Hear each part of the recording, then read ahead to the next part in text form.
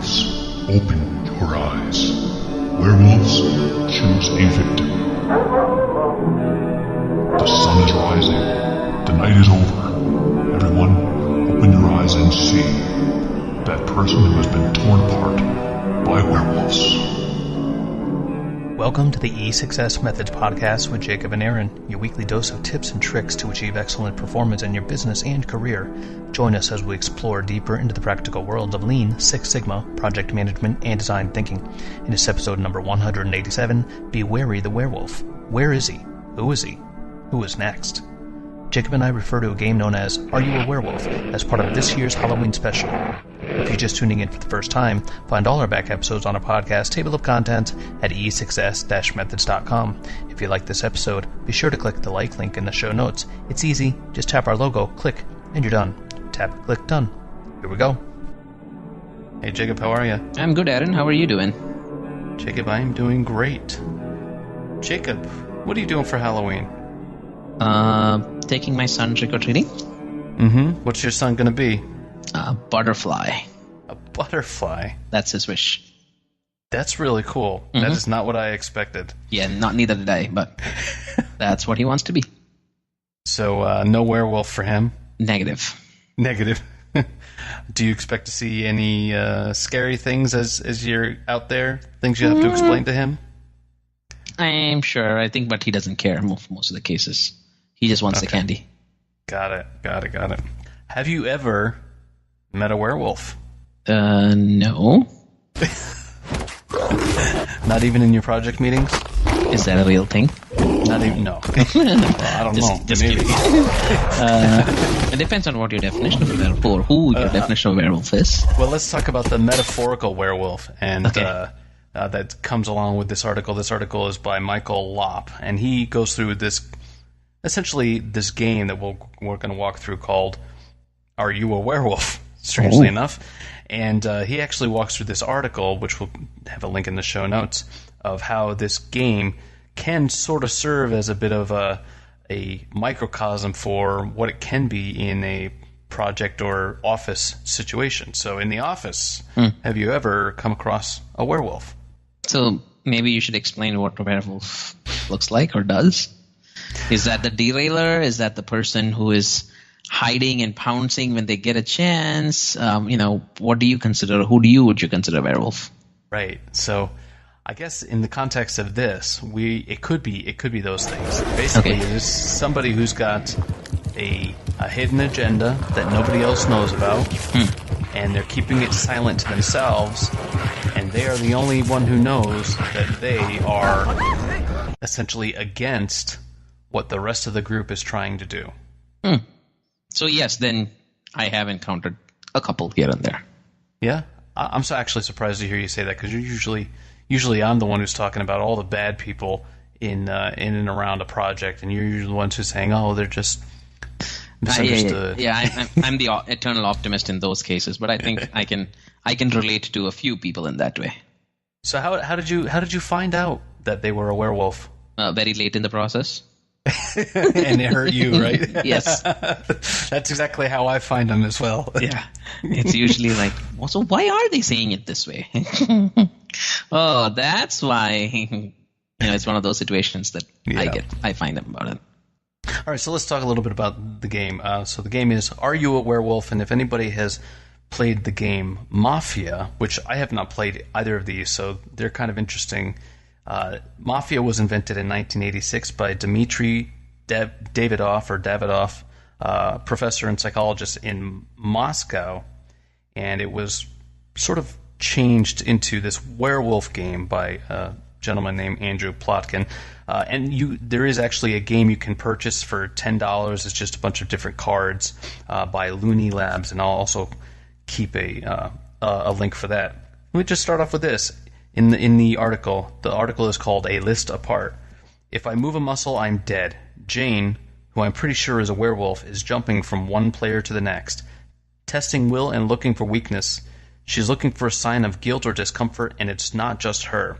The room is full of people looking for someone to lynch. So it's setting up this sort of ominous scenario where each person, as part of the game, they're in this bit of a struggle with, okay, I know somebody in this room is lying to me. I don't know who it is. I know they're against me, and I never find out who it is without partnering up with other people in this group and deciding who to kill to save ourselves. But at the same time, the people you're partnering with, you don't know if they're the werewolf or not. Okay. So it's a game of accusation, lying, bluffing, second-guessing, and it gets a lot of different group dynamics in the works here throughout the game. All right. So maybe we should explain the game a little bit before we go any further. That tomorrow night, beneath the full moon, I'll sprout hair and fangs and eat people? The moderator begins by handing players a card that indicate their role: a villager, a seer, or a werewolf. And then with all the cards distributed, each player announces their role in the village. And everyone says the same thing. Hi, I am so-and-so, and I'm a villager. Hi, I'm Aaron, and I am a villager. Give me a keg of beer.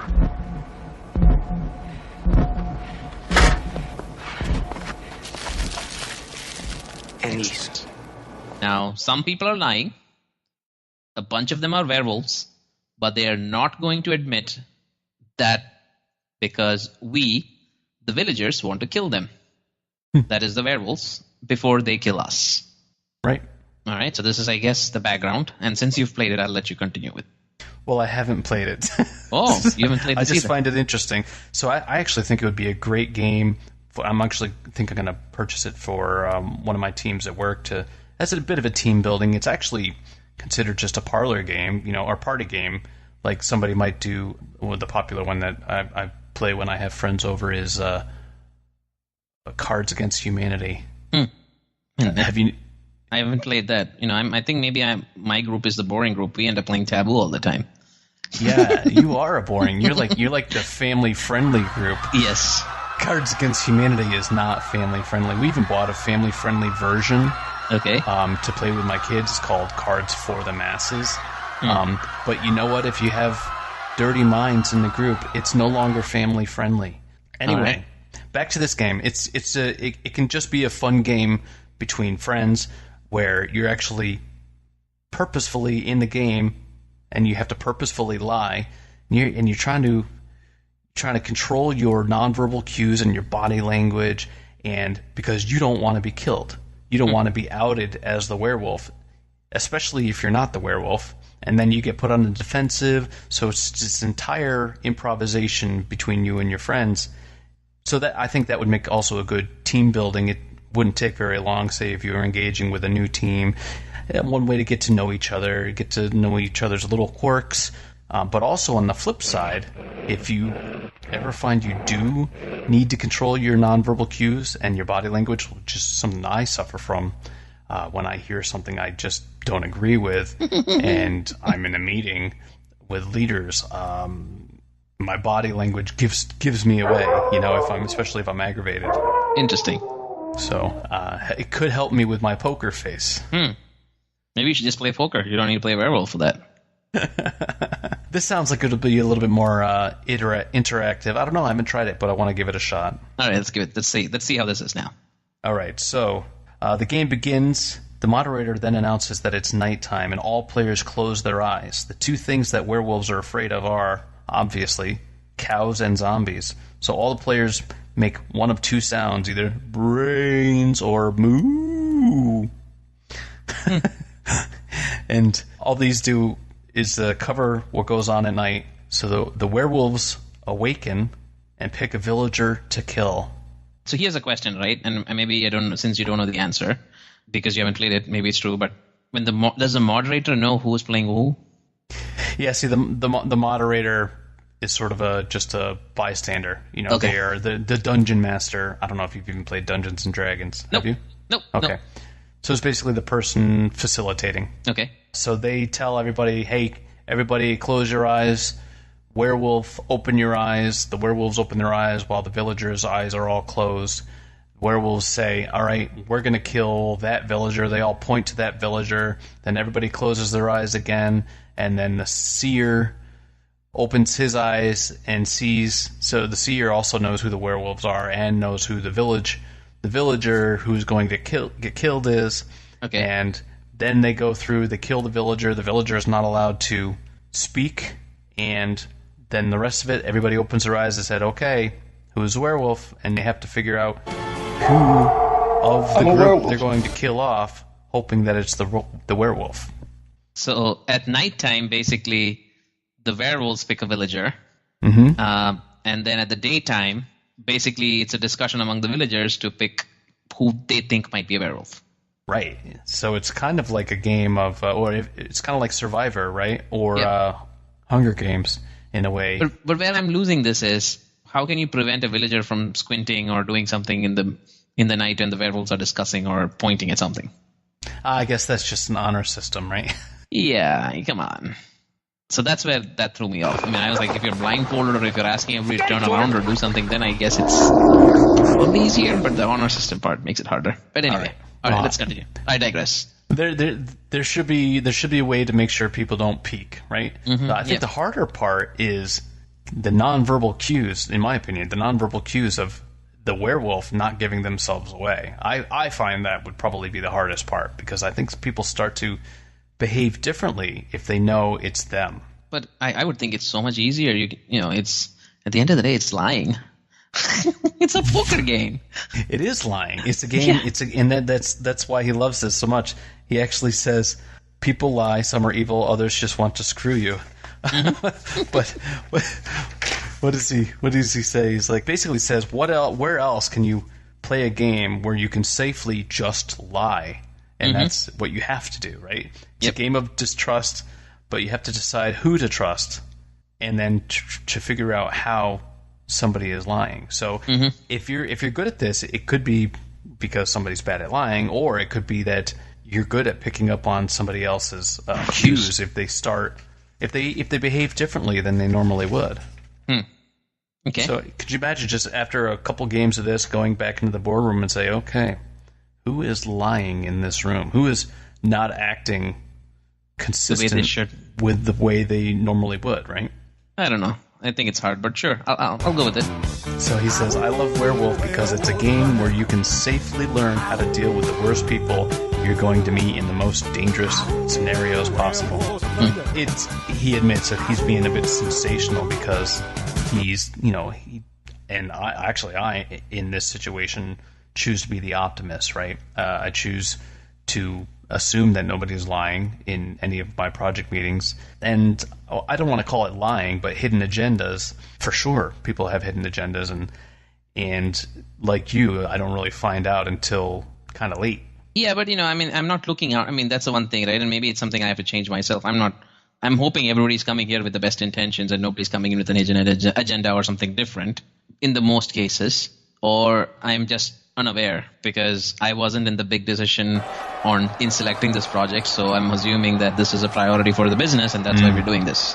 Right. So, when the hidden agenda, it gives it that term makes it sound a little bit more sinister than it actually is. But in my opinion, I guess we'd just call it different agendas, or unspoken agendas. Maybe is a better one, where you're coming in, you think everybody's on the same page, and then later down the line you realize, I don't really have this person along. They're just going along with it because they think they have to. And I don't know what their real intention is with this thing. Got it. So I'm going to read some more. In the real world, I have a long-standing policy of optimism. I assume we're a team working collectively to do the right thing. As a strategy, optimism has served me well. But here's the bad news. People can vary from being poor communicators to being outright liars. Politics and process often screw up people's value systems beyond recognition, and evil things happen, sometimes randomly. So I think I'll agree. I don't know about the evil things, but I'll agree that communication is a barrier, and what might look like a werewolf could just be somebody who didn't communicate well, right? Yeah. And politics, politics and process screw up people's value systems beyond recognition. I don't want to believe this, but I got to tell you, I do. I really do. Yeah, see, but I think that's where I debate, right? I don't think it's the politics and process that screw up people's value system. I think their value systems are screwed in general, and politics just is something they're doing in order to aid that. Wait a minute. I think, I don't know if politics and process, I'll say metrics. Metrics screw up people's value system because they'll do what's good for them at the expense of the bigger picture. Not necessary, right? Because again, that's where the debate is, right? If they truly understand the value of it, then that means that they don't care, which in my opinion, then their value system is messed up anyway. It's like your personal ethics, right? How do you do certain things? There are some people who are willing to bend it, and that's just how they're made. Mm-hmm. And the others are like, no, this is the only way I'll do it because this is what I believe in. And I don't think it's politics, or I don't think it's metrics that's changing them. That's just how they're wired. So I don't think it's their values that's changing. That is their value. So basically, you're assuming there's a larger number of unethical people than this author is assuming. I'm not saying about unethical, right? I'm just saying that that's how I'm wired. Like, I'm wired in the way to say that, hey, my job is to make sure that I don't care whether my seniors are saying the right thing or whatever it is. My job is to just follow their orders without challenging them. Mm-hmm. And that's just their values. Whereas somebody else's value might be that I don't care whether this person is the CEO or the president, but if I see that something that's not being done the right way, I'm going to challenge it and I'm going to make sure that my opinion is heard. That's that person's value. I don't care what the president is saying, or I don't care what the CEO is saying. I'm going to do what I think is right, and I'm going to share my opinion. Right? I see that as a value. And maybe I'm thinking about it wrong. What's interesting is that what you described would be a positive value system, right? Or one that is appreciated. Well, except for the not caring. But willing to speak up, right? But so you're communicating, and your agenda per se is not hidden. Mm-hmm. Whereas this is saying, hey, people are inherently good, but in these particular systems, they will do bad things, even though they're good people. Well, because I see what you're saying.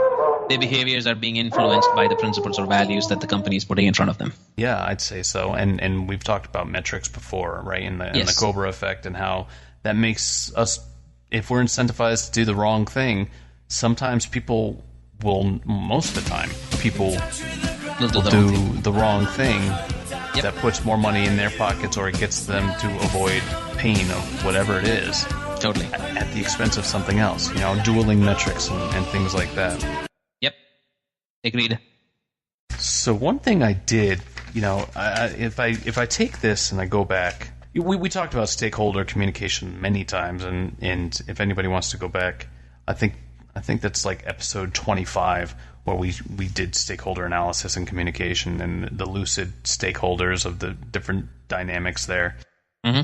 As I went through this, I came to the end of this article, and I put a little note in here. Let's see, what does it say? It's a principle of people dynamics, improvisation, intellectual combat. In just a few short hours of game play, you realistically experience some of the worst meeting scenarios imaginable. And he says, in reality, most meetings aren't high-pressure, survival-of-the-fittest lynch fests. Many meetings are well-structured affairs that hardly a drop of blood is spilled. But each time you speak in a meeting, you get a moment in the spotlight to demonstrate that, yes, you understand what's going on, and you are clear about the rules of this particular game, and you're in it to win. Now, I don't know if it was that sentence, but thinking back, when I was in the group of directors and I essentially got lynched.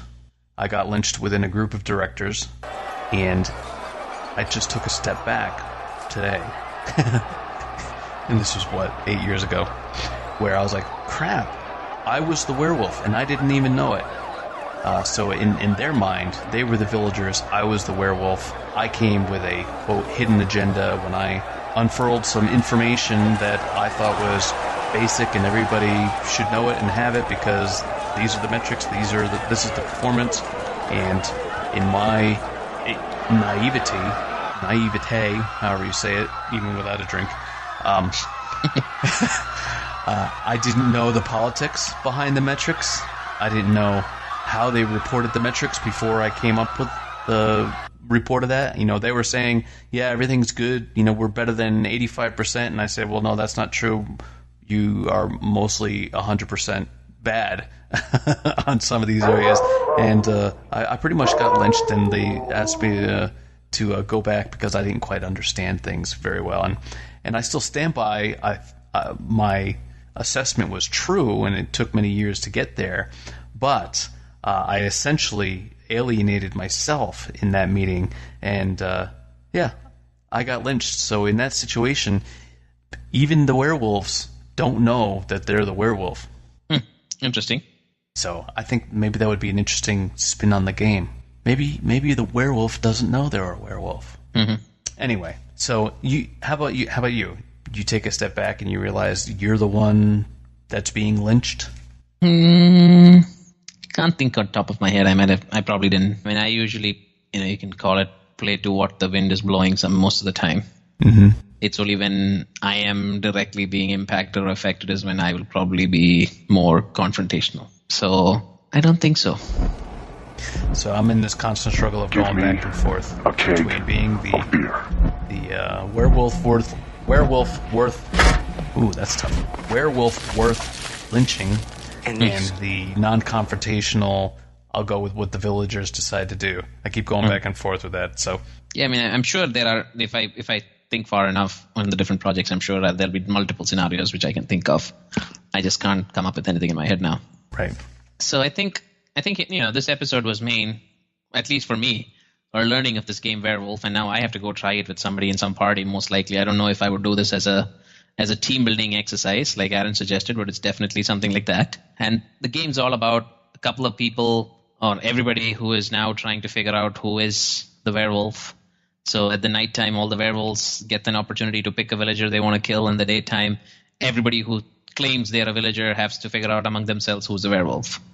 And long story short, I think which majority stays in the end ends up winning. I think that's the moral of the game. But I think the more important part is the dynamics and the body language and how do you end up figuring out who to do what. And again, this is one of the games that I feel can be influenced by who's the loudest voice in the team, or who is the biggest influencer. I'm sure that comes into play a lot in this game. You can see, again, if you're an observer or a moderator, you can see those things going on in the background and how different people get influenced with what. But interesting game, and I think the article over here that Michael Lopp, I hope I'm saying it right, is trying to highlight is this is potential in any project that you're doing. You can always have different people who are coming in with different mindsets into a project team. You just have to be careful and be aware on whether they have hidden agendas coming into the play or whether they're just there and point blank not necessarily helping you or doing something against you. Be conscious of that, be aware of that, and prepare for it, I guess. All right. Anything else, Jacob? No, that's basically how I see it. All right. Hey, happy Halloween, everyone. Thanks, you too, and happy Halloween, everyone. See you, Aaron. Bye-bye. All right, bye-bye. Did you hear that? What was it? A coyote. There aren't any coyotes in England.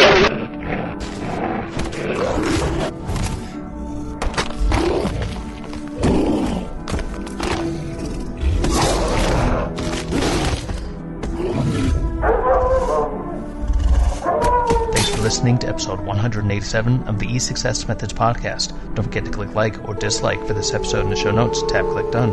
If you have a question, comment, or advice, leave a note in the comments section or contact us directly. Feel free to email me, Aaron, AARON, at e6s-methods.com. We reply to all messages. If you heard something you like, then share us with a friend or leave a review. Didn't like what you heard? Join our LinkedIn group and tell us why. Don't forget you can find notes and graphics for all shows and more at www.e6s-methods.com. Journey through success. If you're not climbing up, you're falling down.